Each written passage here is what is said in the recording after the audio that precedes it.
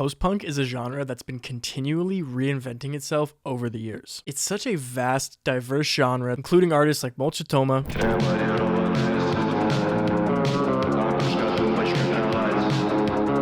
Ekkstacy,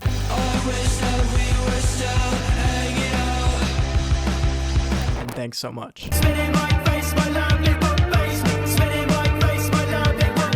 These artists have managed to push the boundaries with a new and experimental twist on classic post-punk production. So in today's video, we're going to make a track inspired by both new and old post-punk from start to finish, going in-depth on the production techniques used to make gritty post-punk tracks, and seeing how you can use these techniques to level up your production today. So sit back, relax, and get ready to dive into the rebellious world of post-punk production.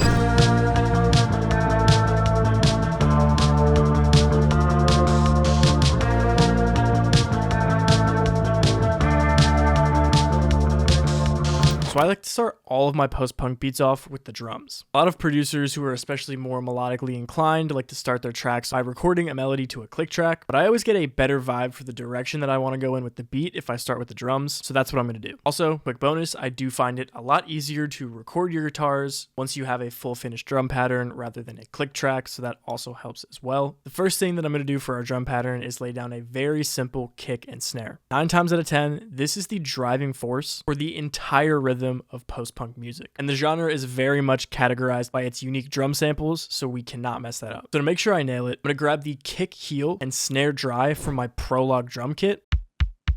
And I'm going to lay down a pattern that sounds like this.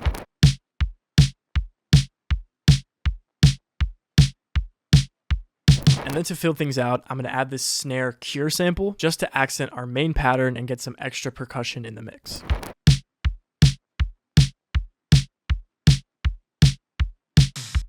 And lastly, to wrap up the pattern, I'm going to add a hi-hat. And normally people tend to go with simple hi-hat patterns that sound like this.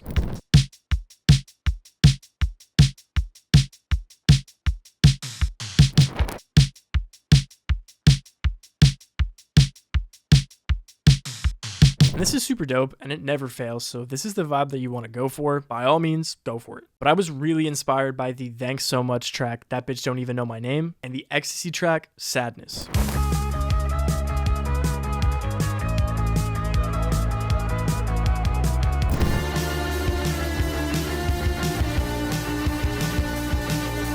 Both of these tracks deviate from the regular hi-hat bounce that you get in a typical post-punk track, and they opt for a more hectic rhythm by splitting the hi-hats into 16th notes with varying velocities. So I'm going to take some inspiration from those tracks and do just that. I'm going to grab the Boomo hat from the Prolog drum kit, and the pattern is going to sound like this.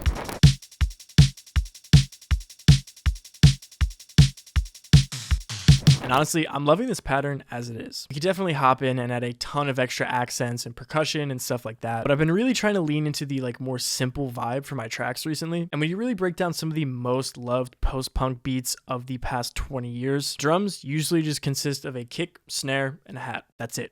But one thing that we absolutely cannot skip is the mix. Post-punk music is known for its gritty lo-fi feel. And even though these drums already sound cool, we can make it cooler. And I want to make a super important note before we dive into the mix. We're looking for a primarily additive mix. I think a lot of beginner to intermediate producers hear the term mixing drums, and they just go willy-nilly into every single individual drum sample, throwing a bunch of EQs and compressions and crazy effects until their drums just start to sound really thin and just not good. And that is not at all what we're going to be doing here. Instead, we're going to be looking to add some texture and grit to lean into that post-punk feel. So the first thing that I'm going to do is open the FL mixer. I'm going to left click and drag to select every track that has a drum sound on it. Then I'm going to pick an empty mixer track, go to the bottom, right click on the arrow, and select route to this track only. And this is going to create a drum bus. Basically what that means is all the drums run to here, so any effects that we apply on the drum bus will apply to all of our drums. That way we don't have to go through the tedious process of going through every single individual track that each individual drum sound is on and doing all this extra stuff and copy and pasting. We don't want to do that. right? So that is how you create a drum bus. The first thing that I'm going to add to our drum mix is some RC20. This plugin will forever be my go-to saturator and tape emulator, and there's a lot of really cool options out there. If you want a free alternative, I love Isotope Vinyl. For this mix, I'm going to use RC20, and I'm going to be using the fuzz and noise preset from my RC20 preset bank. This bank is super dope. It has a bunch of pre-made presets that you can drag and drop onto your drum mixes and even other things like your bass or your guitar or really anything else on your track. It's just a great way to instantly add that lo-fi tape saturated feel that you usually hear in a lot of post-punk tracks without doing a lot of extra hard work. Now, just because I'm a nice guy, you guys know me, the nice guy producer, here are the settings for this preset for free. If you guys want to copy these presets for your next post-punk beat, feel free to use it. After the RC20, I'm going to add some spring reverb onto the drums. I'm using this VST called Tens Jr. by Klanghelm. I think that's how you say it. It's basically just a free spring reverb VST. It's pretty cool. Like I said, free. Leave a link in the description if you guys want to try it out. And these are the settings that I'm using for this mix. And I'm actually going to take the mix knob for the spring reverb all the way down to 5%. Again, less is more when it comes to mixing. I'm not trying to do anything crazy. This reverb is kind of just to create a sort of like felt but not heard sort of vibe for our drums that we can use to add to the sort of eerie, wet vibes. I don't know, man. Reverb is wet, I guess. Just gonna move on from that. The last thing that we're gonna add for our drums is my favorite top secret mixing strategy that I'm gonna share with you guys today. But this is top secret, so take it very seriously. I'm kidding, but basically to add another layer of texture to our drums, what I like to do is add a delay plugin. I'm going to be using Fruity Delay 3. And what I like to do is select the ping pong preset. Now with just this, it's going to sound pretty trash. But what I do is I go over to the time knob and I put it super low, like almost 0. I think for this specific track, it's like 12 milliseconds. And then the last step is to just adjust the mix knob according to whatever vibe you want to go for. I usually go for something super low. For this beat, I only did 6% on the mix knob, but you can adjust it however much you like, and it sounds like this.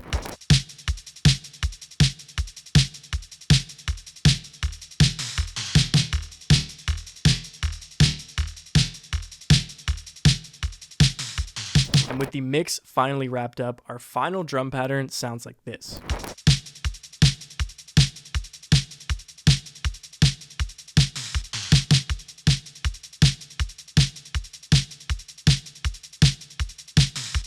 If you guys like the way this drum pattern sounds and you want to make crazy post-punk drum patterns just like it, I have a crazy offer for you. As a thank you for watching this video so far, I'm going to give 50% off discount codes for my Prologue drum kit. It's the one that I've been using this whole video, and it's the same one I've used for every single one of my post-punk beats. This pack has a full custom-made drum kit with kicks, snares, rides, hats, and more, all inspired by post-punk artists like Ekkstacy, Molchat, and Thanks So Much. It has drum fills, drum loops, drum midis, bonus RC20 presets, and textures to make sure that you have everything you need to make crazy post-punk drums. And you can get it half off right now by using code GENIUS50 at checkout. Make sure to act fast because, like I said, only the first 10 people who use this code are going to be able to get the discount. And with that out of the way, let's get back to the video. Now that we have the main drum pattern laid out, let's go ahead and get our melody done. So for most of my post-punk beats, I prefer to start the melodic aspect with the bass. Just in the same way that I start the full track with the drums, I look at the bass sort of as the drums for the melody. It secures the basis that we build on, as well as the rhythm that we're going to work with going forward. So like I said, I always start here. And here's a super dope tip for producers who are not as melodically inclined. I'm not the best with melodies and playing real instruments, so usually I like to start the idea for my bass pattern with a VST. Inside of FL Studio, there's this super underrated VST called Flex, and inside of Flex, there's a free bank called Essential Bass Guitars. I haven't got to play around with every preset yet, but I could say that this one preset called Tersis is good enough to make the whole pack worth it. I mean, it's a free pack anyways, so it's kind of already worth it, but still, it sounds super dope. And just to show you guys how cool it sounds, this is a full beat that I made with my homie Dutch, and the bass in this whole track is just VST.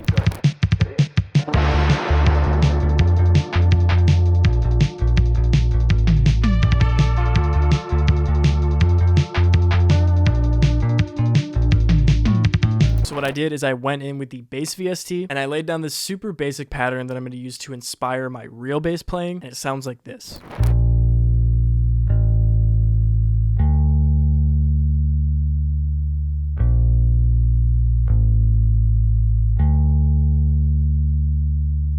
So yeah, really the only thing to do after that is to find the notes on your bass guitar and you're good. And that is exactly why I love this trick. It really makes it super easy to get into real instrument recordings without making it feel as intimidating. And it is the exact way that I transitioned from just working with VSTs to working with real instruments. The setup for my bass tone is going to be a Guitar Rig 7 instance with the Rage Breakup preset. And this is going to do most of the work for our sound. You could probably just keep it here and be good, but I went ahead and just added a little bit more. First, I added a default fruity chorus and I turned the mix down to 15%. Then I added one EQ just to remove some of the unnecessary low end that we're not going to hear anyways. And then another EQ to subtly roll off some of the high end because this tone was sounding pretty intense without it. And then the last thing that I do with most of my basses is make it mono in the mix. I just do that so that the melodies have more space to take up the left and right. You can try it out and see if you like it. But now that we have the tone set up, I can play our bass pattern with my real bass and it's going to sound like this.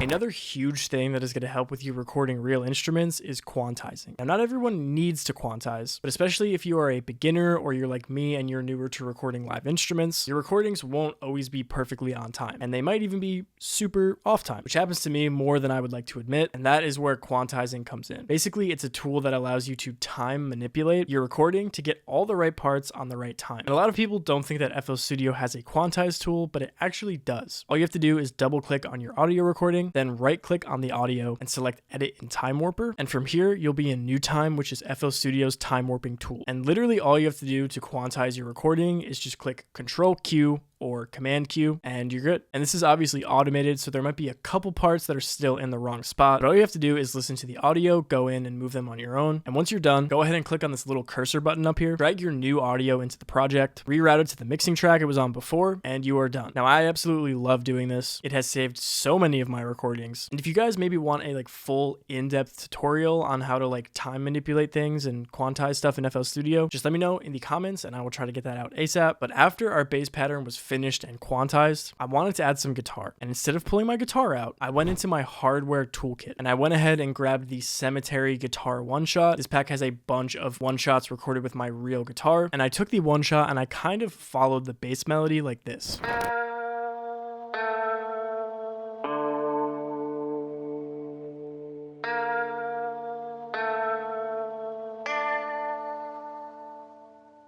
And after that, I wanted to flesh it out. So I looked at some of the notes that we already used, and I also tried to introduce a few more notes to make the melody feel a bit like a real guitar is being played. And the finished pattern is going to sound like this.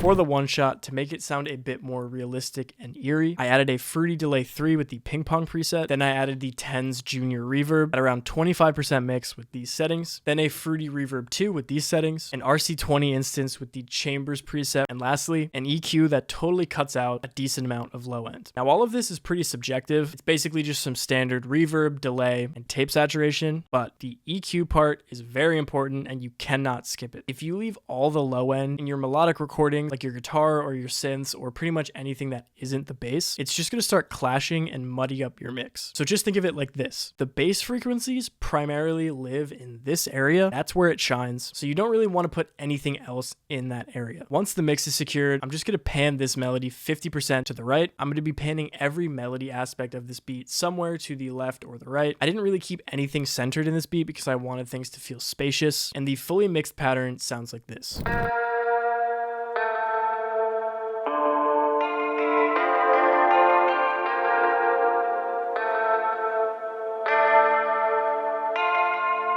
After that, I decided to add some synths, which is another pivotal part of post-punk beats, especially the stuff from Molchat. So I went ahead and opened Serum 2, which is my go-to synth plugin. It always has been, it always will be. And I first grabbed a preset called Analog Crispy Cotton, interesting name. And I literally just laid out this one note that repeats throughout the whole beat to create this kind of soft background drone, and it sounds like this.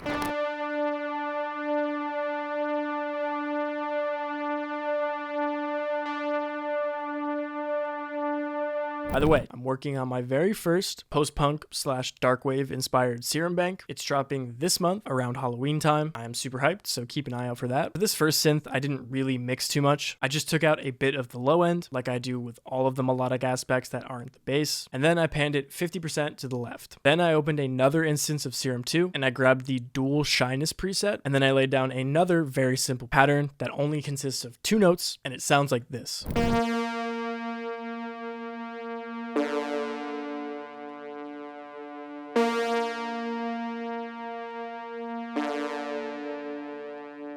For this one, again, low end EQ, and I panned it 50% to the right. So now we have 2 synths, 1 pan to the left and 1 pan to the right. And that is really going to flesh things out, and it's already sounding really dope.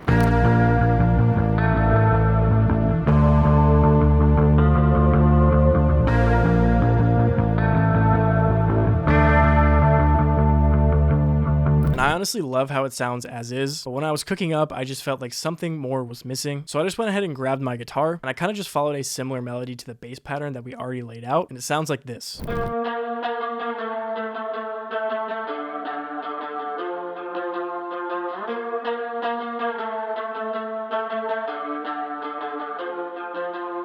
The tone for this guitar specifically is Guitar Rig 7 with the cool vintage clean preset, some RC20 with the bass crusher preset from my upcoming $5 multi-kit, which is dropping super soon, some fruity chorus, and another basic low end EQ. After that, our chorus is finished and it sounds like this.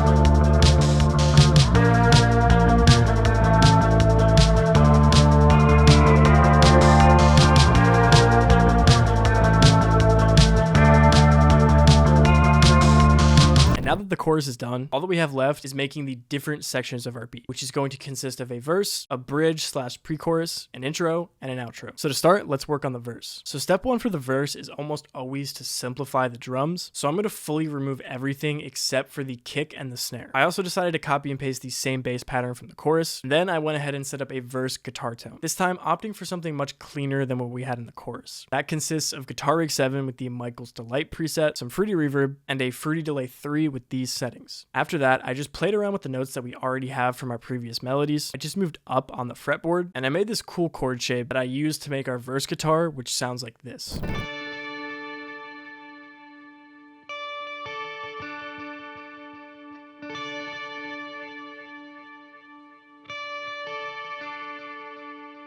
Now you can do 2 different melody takes and pan 1 to the left and 1 to the right, but I really liked how this sounded as is. So I decided this would be the one and only melodic aspect for our verse. And our finished verse sounds like this.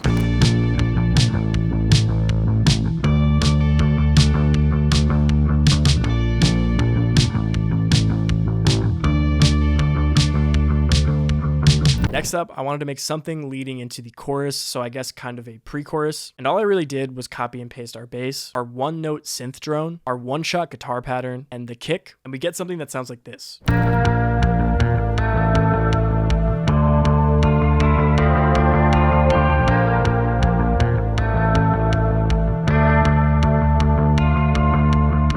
Have a 4 on the floor kick pattern like we do in this beat, I absolutely love to only include the kick leading up to the chorus. It just feels really anthemic and like anticipatory. Is that a word? Anticipatory? I don't know. But it gets you really hyped for the chorus. And honestly, this is cool as it is. But while I was working on the pre-chorus, I was messing around with some harmonic notes on my guitar, and I made this fun little accent that hits right before the chorus, and that's gonna sound like this. Now we can move on to our intro, and we cannot make this boring, especially with bands like Molchat, who are known for their iconic intros. So to start this off, I'm going to paste our kick and snare from before, and then I'm going to throw in this Texture 18 sample from my Prologue drum kit. It just gives a more grungy atmosphere to the intro. And then I basically just spammed percussion. I went into my Machine Classics pack. It's a 100% free pack where I basically just sampled the Lindrum and Roland TR-505 drum machines, which are some of the exact drum machines used by people like Molchat, Thanks So Much, and Ekkstacy. And I kind of just went crazy and laid down a bunch of those classic claps, toms, congas, and cowbells to make something that sounds like this.